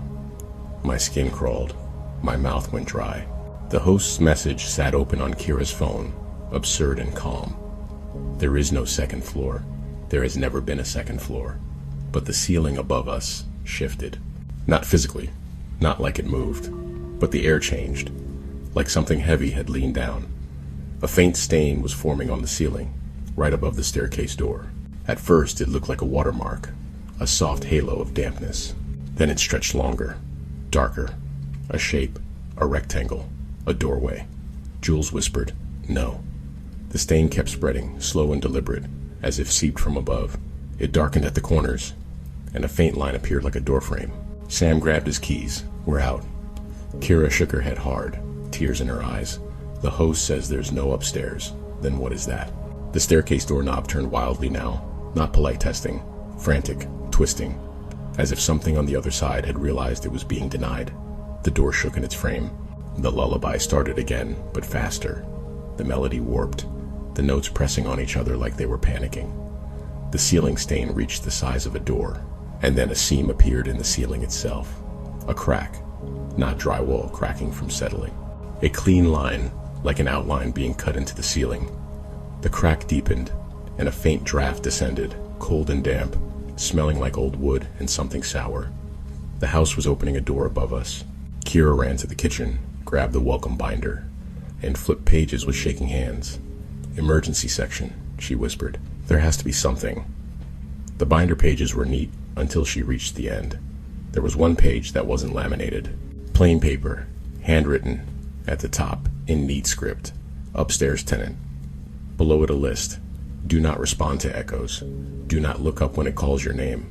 Do not open the staircase door. If the ceiling door appears, remain quiet. If it sings, it is counting breath. My throat tightened. Jules whispered, counting breath. The lullaby, the pacing, the way it adjusted to our inhaling. It was learning our rhythm. The last rule was underlined hard, the pen pressed deep. Do not disturb. It wakes hungry. The staircase door shook again. Something hit it from the other side, a full-body shove that rattled the frame. Sam backed toward the side door. We're leaving now. He pulled the handle. It didn't move. Locked. From the outside. The lock clicked once, like a reminder. Panic slammed into the room. Jules ran to the front door, even though the host said not to use it. She threw it open. The front door opened to a wall. Not metaphorically. A wall. Smooth white drywall where a porch and street should be. She screamed. We stared, and my brain refused to understand it. The house's front entry had become an interior wall, like the door was now just decoration, a painted rectangle that opened into nothing. The staircase door slammed once, hard enough to make the knob snap back. The singing stopped. Silence. Then a voice, soft and sweet, drifted down from above. A woman's voice, humming. It sounded like Kira. Kira's eyes widened in horror. That's not me.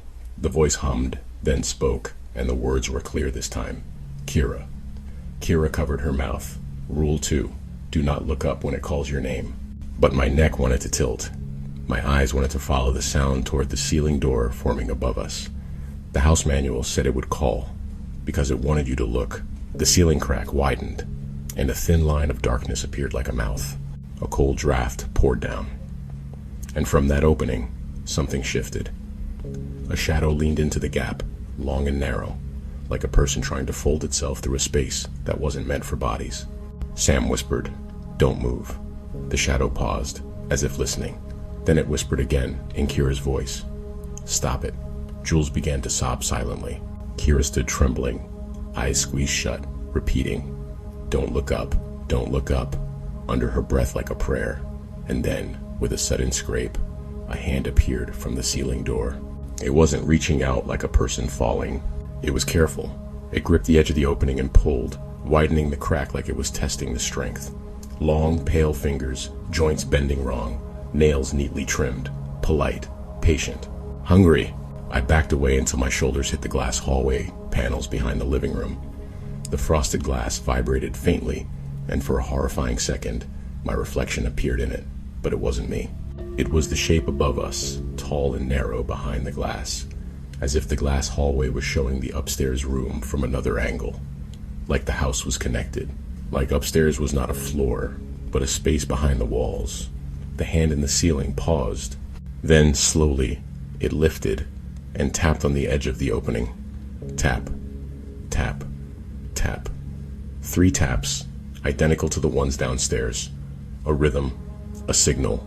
The glass hallway lights flickered, brightened, dimmed. Kira's phone buzzed. A message from E. Remain inside your unit. Do not disturb the upstairs tenant. There is no second floor. The absurd calm of it made my mind crack in a different way. There is no second floor. Then what was reaching into our world through the ceiling? Jules whispered, "We have to do something." Sam's eyes flicked to the staircase door. "We can't open it." Kira clutched the binder like a shield. "Rule says don't open it." The hand in the ceiling flexed, and the fingers doubled, bending in a way that made my skin crawl. It pulled again.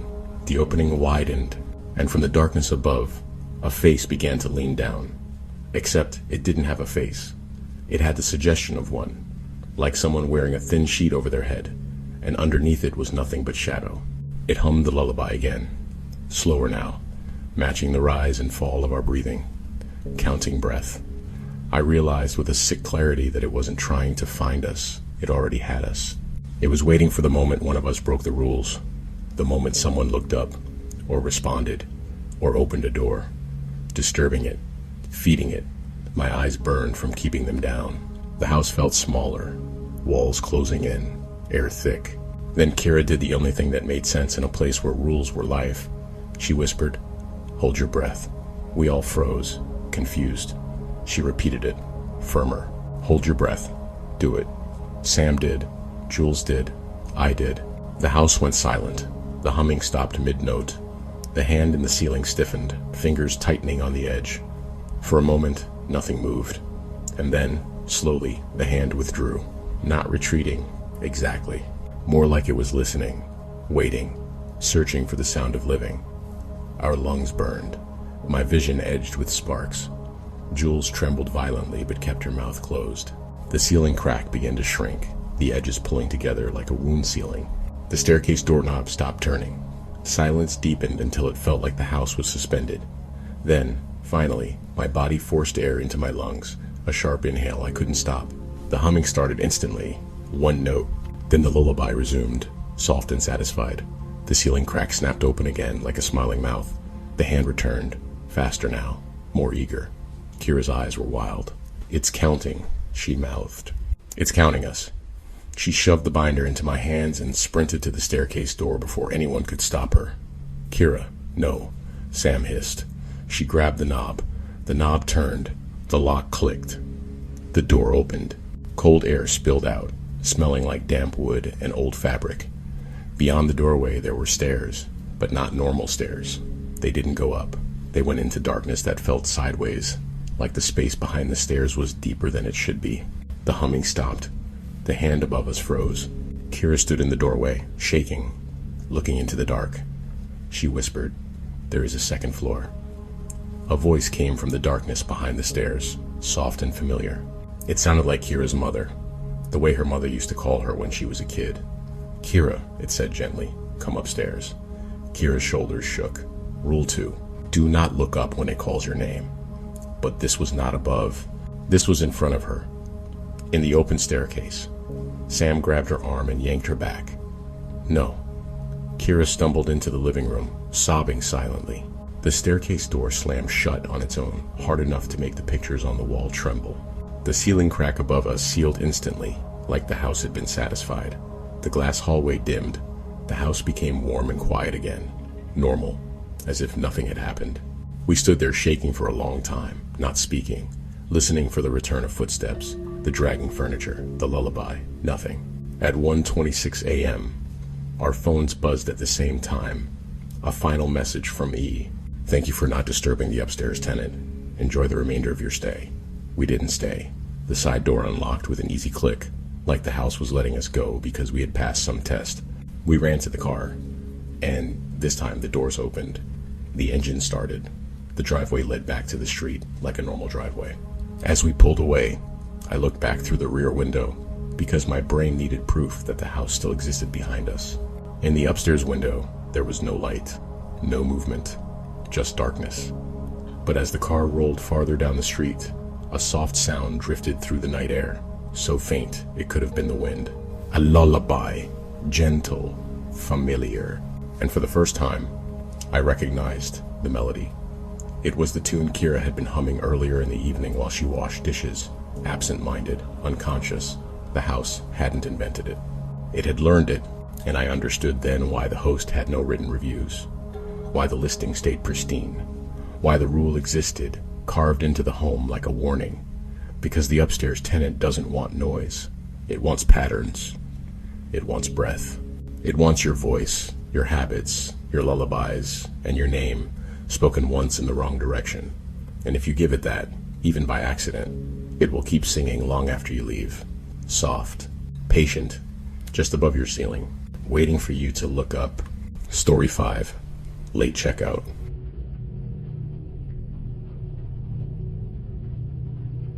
The host offered late checkout the way people offer dessert, generously, confidently, like it was the best part of the deal.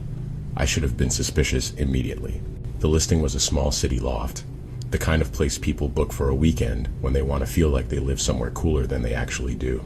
Exposed brick, tall windows, polished concrete floors, a record player on a shelf like a prop. It was in a building that looked like it used to be a factory, now refurbished into rentals and studios.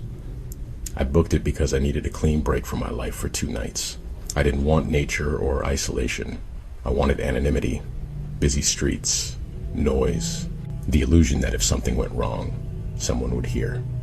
The listing had 5 stars, plenty of written reviews, plenty of photos, and a host who actually spoke like a person in messages. Their name was E. That should have been my first clue. But the message thread was warm, almost friendly.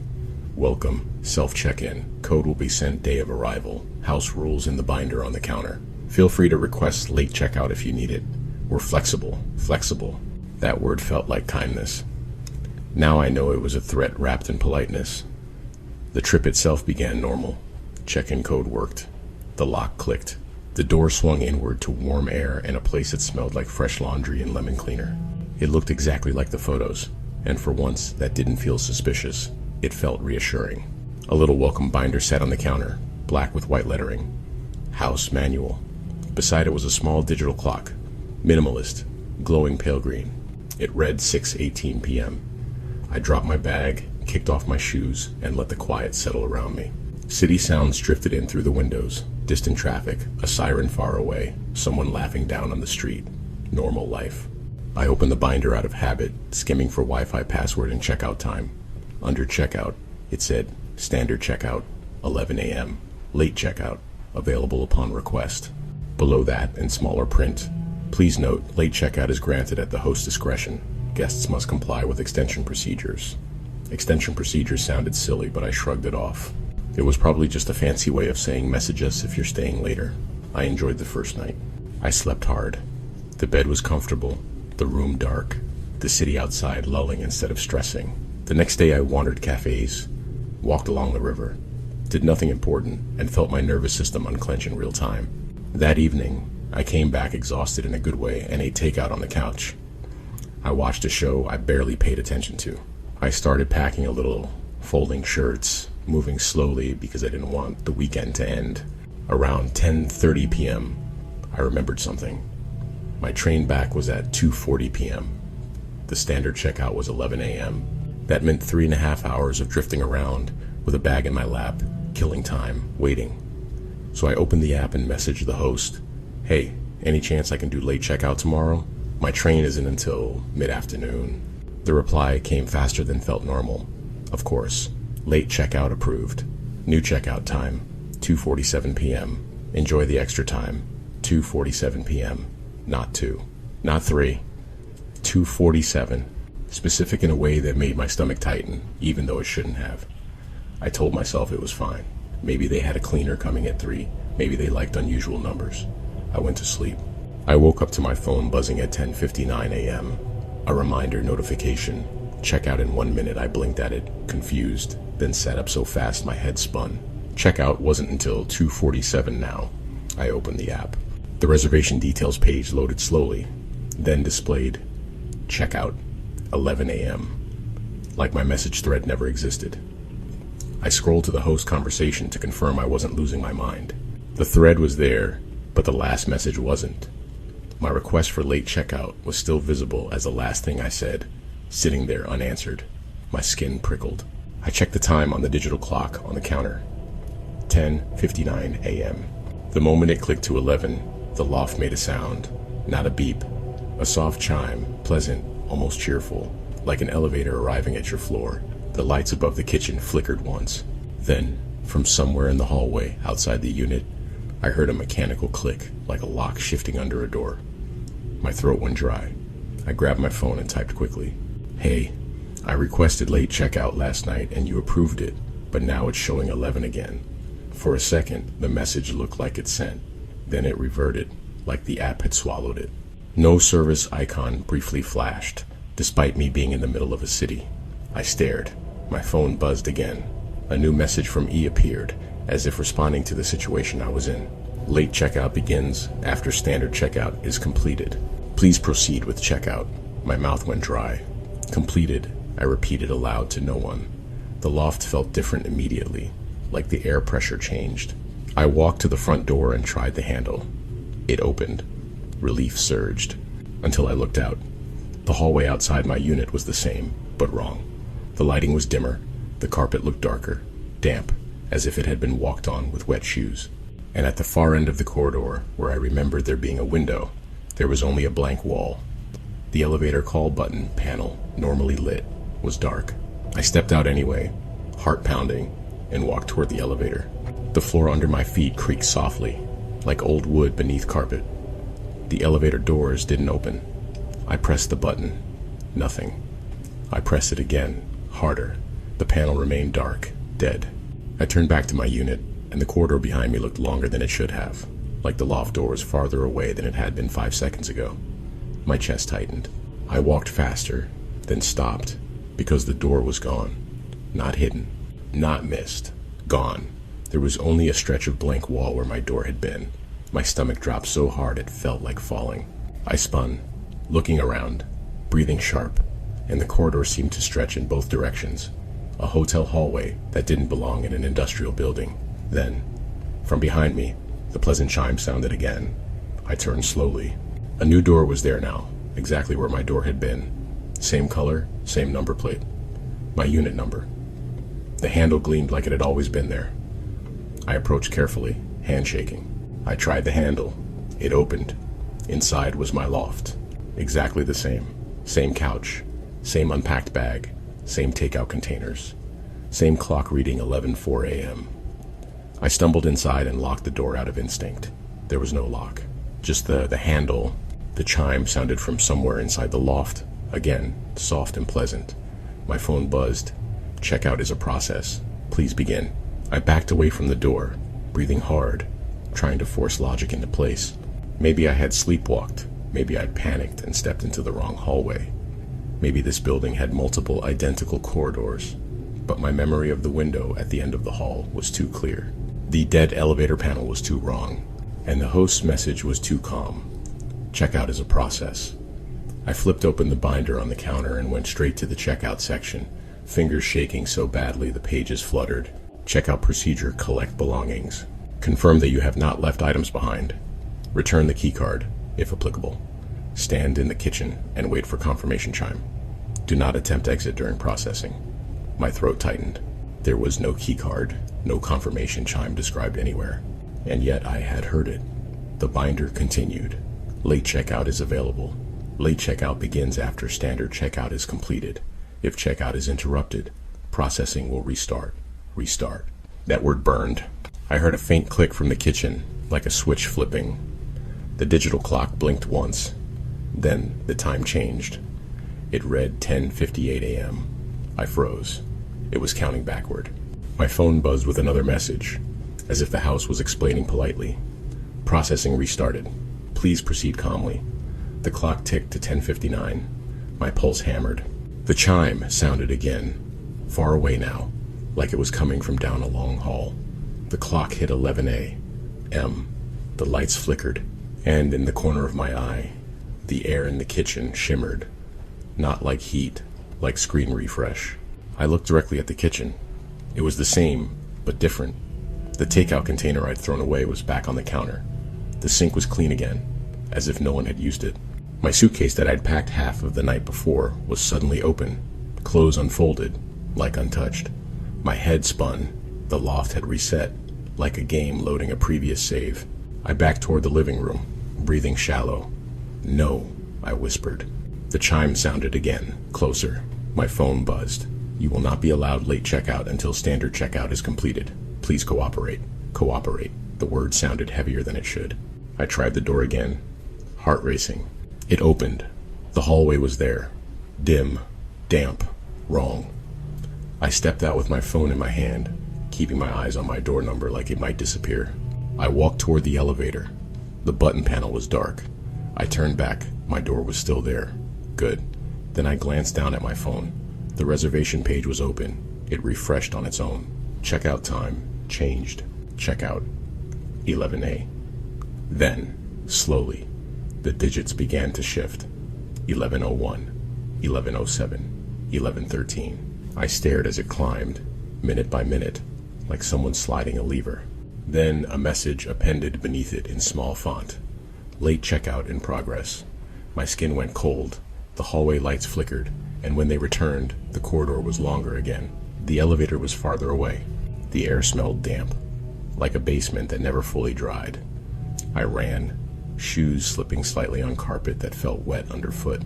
The elevator doors remained shut, unlit. At the end of the corridor, where the wall had been, there was now a door. A plain metal door with a sign. Staff. Only I didn't remember seeing it before, but the desperation in my chest made it irrelevant. I grabbed the handle. It opened inward. A stairwell. Concrete, cold, lit by a buzzing fluorescent light. The air smelled metallic. I hurried inside and pulled the door shut behind me. The stairwell descended. Not one or two flights. It kept going. But I could see floors marked on the wall as I passed. B1, B2, B3. This building didn't have basements that deep. My lungs burned as I kept going, because going down felt like movement, and movement felt like control. At B5, the stairs ended at another door. This one had no sign, just a keypad, a sleek black pad with a faint blue backlight. My heart pounded. I typed the only code I had used in this place, the door code from check-in. It beeped. Green light. The lock clicked. The door opened. Warm air hit me. I stepped through and found myself back in the loft kitchen. The clock on the counter read 10:57 a.m. I made a sound that was half laugh, half sob. The loft had swallowed me. I turned around to go back through the door. It wasn't there. The wall behind me was solid, as if it had always been a wall. I backed up, palms pressed to drywall, eyes wide. My phone buzzed again. Attempts to exit during processing will extend checkout time. Please remain in the unit. I stared at the message, my whole body cold. Extend checkout time, as punishment. I opened the app. The checkout time was no longer 11. It was 12:30 p.m. It continued to creep forward, minute by minute, like a slow infection. 12:31, 12:32, 12:33. My throat tightened until it hurt. I went back to the binder, flipping through pages with shaking hands, hunting for something, anything, that felt like a loophole. At the very end of the binder, behind the laminated sections, there was a single sheet of plain white paper, not laminated. Handwritten. The ink pressed hard into the page like whoever wrote it had been shaking. If you stay past checkout, you become part of the listing. I felt dizzy. I stared at the words until they blurred. Then I saw something beneath it, faint and nearly invisible, like indentations, writing that had been pressed into the paper before this message was written. I tilted it toward the light. It was a paragraph etched into the page in a familiar slant, a previous guest's handwriting. My stomach dropped as I read the faint grooves. Don't try the hallway. It loops. Don't try the stairs. It loops. The only way out is to finish checkout. Do what it asks, and it lets you go. If you fight, it extends the time. It wants you to stay until you forget what time is. My hands shook so hard the page rattled. The clock on the counter blinked once. Then it jumped back to 10:58. Reset again. The chime sounded pleasant and patient. My phone buzzed. Please proceed to checkout position. Stand in the kitchen. I looked around the loft, feeling like the walls were leaning in slightly, like the air was thickening. The city sounds outside were gone. No traffic, no sirens, no life, just the hum of the lights. I stood in the kitchen. My heart pounded so hard I could hear it in my ears. 10 seconds passed. 30. Then the chime sounded again, right above me, like it had moved into the ceiling. The light flickered. The clock changed. 11 a.m. My phone buzzed. Confirm belongings collected. A prompt appeared on my screen, a checkbox. I didn't want to. Clicking it felt like agreeing to something bigger than a checkout. But the time on my app was already creeping higher. 11:01. 11:02. I pressed the checkbox. The chime sounded. Confirm no items left behind. Another checkbox. I glanced around. My bag was packed now, zipped, as if the loft had decided that my belongings were collected whether I agreed or not. I checked it. Chime. The lights brightened slightly, almost pleased. Confirm you enjoyed your stay. The checkbox appeared with a small line of text beneath it. Late checkout, approved upon completion. My stomach turned. Enjoyed your stay. I thought about the stairwell that led back into the kitchen, the hallway that erased my door, the way time restarted like a toy. I checked it anyway. The chime sounded more musical than before. The clock on the counter changed. 2:47 p.m. My phone buzzed. Late checkout approved. New checkout time, 2:47 p.m. The message I'd received the night before reappearing, stitched into reality retroactively. My breath caught. For a moment, the loft felt normal again. The air warmed. The windows emitted distant city noise again. Even the lemon-clean smell softened into something less sharp.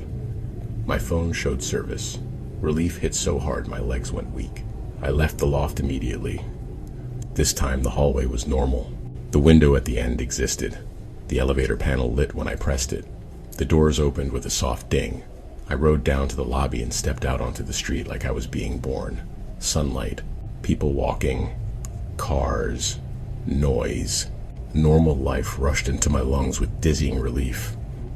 I didn't stop walking until I reached a cafe 3 blocks away. I ordered coffee with shaking hands. I sat by the window and tried to reason through what happened. Sleep deprivation, panic, an anxiety episode, a weird dream inside a nap. But the binder, the handwritten note, the way the app erased the host's message. I checked my reservation details again.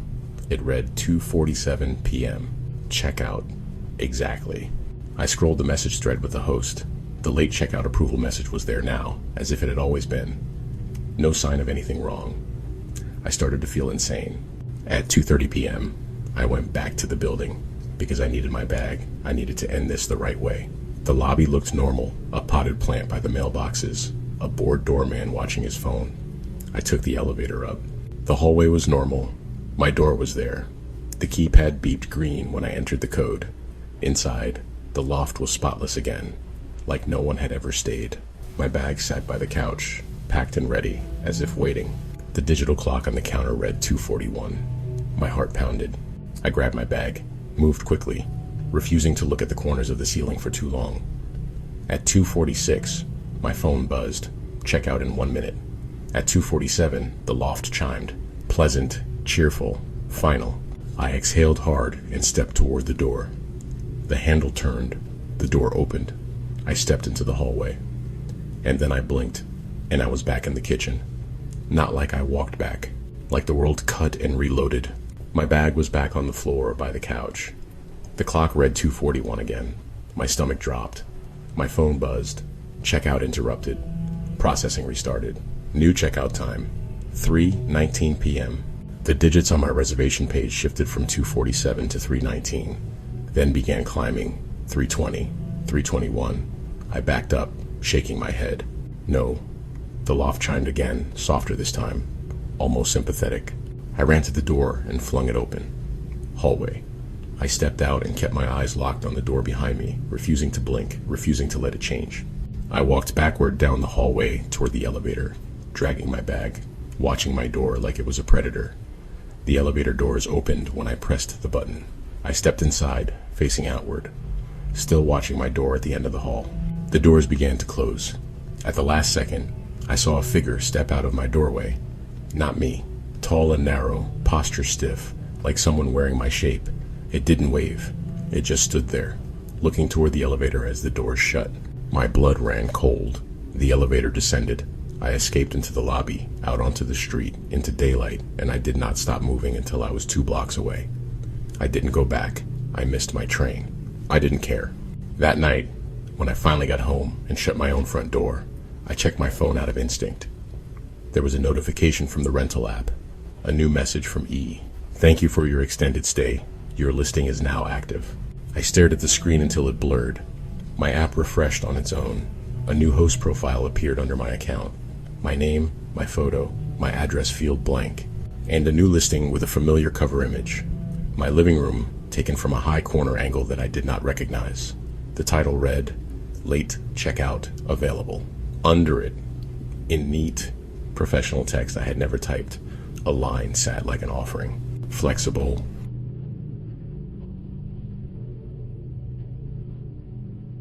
If you made it this far, you already understand something most people refuse to admit.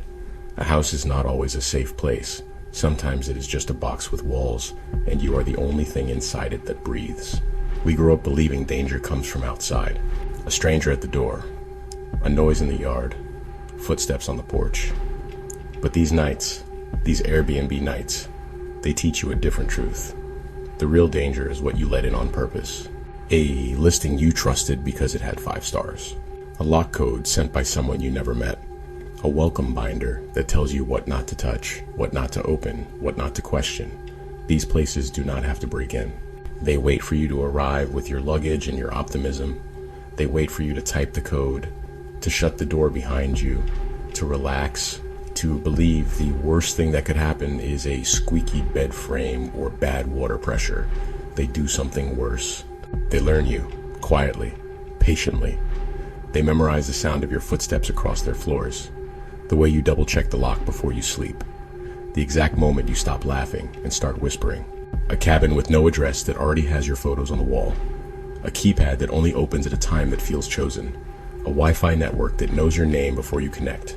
A second store you can hear moving above you, even while the host insists it does not exist. A checkout time that keeps sliding later, as if the building itself is negotiating for more of you. And the worst part is, not that it happens, the worst part is what happens after. Because you might go home, you might sleep in your own bed again. You might tell yourself it was a weird weekend, a glitch, a misunderstanding, a story you will laugh about later. But places like that do not end when you leave. They keep something. A copy of your face in their system. A recording of your voice in their vents. A picture of you standing in a doorway you do not remember walking through. And sometimes, when you least expect it, they give something back. A notification from a host you never messaged. A new listing that appears in your feed, featuring a photo that could only be taken from inside your home. A lock code you find saved in your notes, one you never wrote down. A review posted from your account, thanking them for the experience. So tonight, when you finish this video and your room goes quiet, listen carefully. If your phone lights up with a message marked host, if you hear the soft click of a lock that you did not touch, if you hear footsteps in the hallway of your own home moving with the same slow patience as a house that has been waiting for you to fall asleep, do not answer. Do not go looking. Do not check the listing again. Because some doors do not close when you leave, and some homes do not forget their guests. Thank you for watching. Stay safe, stay aware, and as always, sleep well if the house lets you. And remember, the dark awaits.